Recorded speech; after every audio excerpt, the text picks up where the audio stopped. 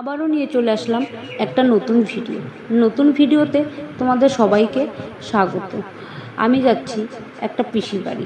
কেন যাচ্ছি তোমাদের সবাইকে বলবো। আমরা টোটোতে করে যাচ্ছি। এটা ছিল দাদু। কখন ক্যামেরা করলাম দাদু ধরতেই পারলো না, বুঝতেও পারলো না। আর পেছন দিকটা বসেছিলাম আমি আর ঠাম্মাকে ক্যামেরার দিকে তাকাতে বললাম, ঠাম্মা কি সুন্দর করে তাকালো। এবার গল্প করতে করতে আমরা প্রায় দরাবপুরের দিকে চলেই আসলাম।